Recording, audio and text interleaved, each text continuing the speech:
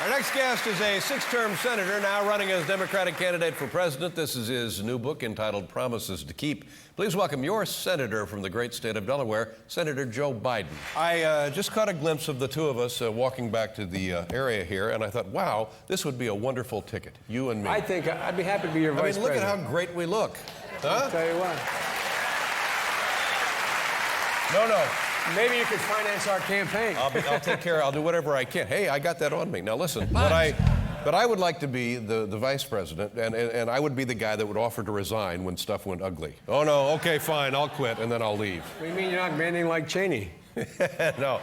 Now, you know what, I didn't realize that when you were first elected senator from Delaware, you were 29 years old. That's right. And you have to be 30 to actually take the office, is that right? That's correct. Yeah. What was it like? I mean, you're a kid at 29, for gosh sakes. What was that like walking into the great Senate chamber at 29 years old? You know, I walked in when I was 21 and I got arrested. It was a Saturday. I was down visiting some friends at Georgetown University. And I came up on a Saturday morning because I was fascinated with the Senate. And they had a Saturday session. I walked up those days, no guards stopping you everywhere. And they just got out of session. I walked in the back. All of a sudden, I found myself in the chamber, and I was stunned. I walked up, sat down, the presiding officer's seat. Guy grabbed me by the shoulder, said, "You're under arrest." Literally, 9 years later, as I walked onto the Senate floor through the same door, that same guy, cop, said to me, "Senator, you remember me?" And I said, "Geez, I don't." He said, "I arrested you 9 years ago." Wow. How about he that? Said, "Welcome back." Yeah, welcome back. Welcome back. What was it? I think any first-time senator has got to be intimidated somewhat, but to be a 29, 30-year-old senator, the intimidation, was it palpable? Did you feel it? What was it like? Yeah, I did, but I got there kind of under lousy circumstances. I think I would have been genuinely intimidated. Instead, when I went down there, I almost had a chip on my shoulder. Right after I got elected. I got elected November 7th, and December 18th that year, before I was sworn in, my wife and daughter were killed in an automobile accident. My two sons were pretty banged up, and I didn't have any plans on going down. I had talked to our governor to appoint someone to my spot, and Senator Mansfield, a wonderful guy, got me to go down and said, "Just give me 6 months." That was 34 years ago. Wow. And so I started off just in a bad mood. But once I got there and started to get involved and realized just where I was, there were two occasions when I felt very intimidated in the beginning. One was I went to speak with, I was on the Senate Foreign Relations Committee. That was a big deal for a young person. Young was anything under 65. You all think I'm kidding, I'm not. And so I went into this meeting that Henry Kissinger was a witness. It was called, he was briefing on his worldview. And I was late to the meeting. I went to the wrong room, and I came into the door of this relatively small room, and the door handle slipped out of my hand and banged against these filing cabinets, and about 9 elderly guys had coronary arrest. And I literally found myself upon the back of Henry Kissinger and ended up sitting down in the only open seat, making me the second-ranking member of the committee. And things went from bad to worse, and finally got my turn to ask a question. And Senator Mansfield said, "Any other questions?" I said, "Yes, sir." And I had worked up as my senatorial voice. I was going to ask this tough question. I said, "Dr. Kissinger," and Kissinger ignored me completely, looked at the leader and said, "Mr. Leader," he said, "I was under the impression no staff was allowed in these meetings." Things went from bad to worse. I said, and then the Assistant Secretary of State handed him a piece of paper. It said, "Biden, Delaware." And he said, "Oh, Senator Biden, I'm so sorry." Yeah. And I said, "Secretary Dulles, it's not a problem. We're getting on very well." And things went all downhill from there, you know what I mean? Now, you mentioned in passing, and I certainly know that that's not what it represents in your life, but how were you able to keep going after your family is devastated that way? Was it just a matter of kind of sleepwalking, one foot in front of another, just watching the days go by? Sort of. My dad, God love him, had an expression his whole life. He'd say, you know, you'd have a bad day, and he'd say, "Get up." You get knocked down on the football field, get up.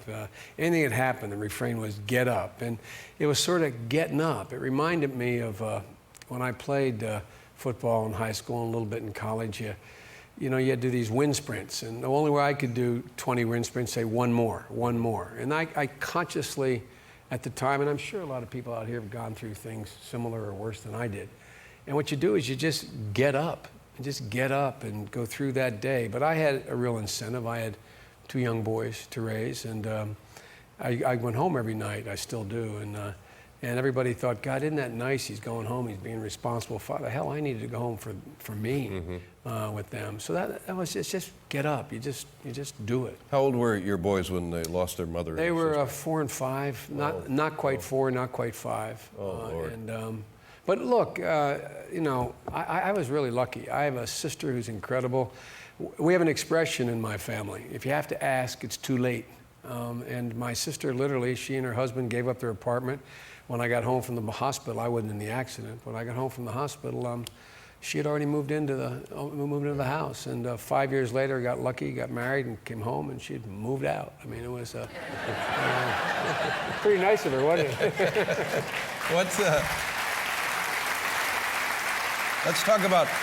This is your second run for the White House. Is that correct? My first was auspicious. The first one was I remember in the 80s, in the 60s, it was derailed. Well, maybe it wasn't derailed, but I remember this quoting a passage from the Gettysburg Address, and there was no attribution to Lincoln. Was that the episode? Well, that was the essence. I quoted a fellow named Neil Kinnock, who was a Labor Party leader in Great Britain, running for prime minister.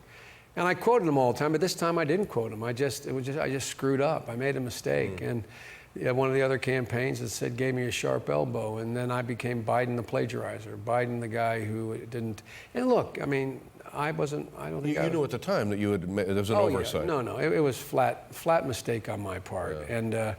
And you know, one of the things is it actually. It was probably a good thing that happened to me. I know that sounds strange. I wish it didn't happen the way it did. But shortly after I got out, I ended up with 2 cranial aneurysms and given a relatively not a great chance of living. You've been through some life-threatening operations, and you know, it gives Talking about the first part of the show? Yeah. Well, let me tell you, it's not as bad as me.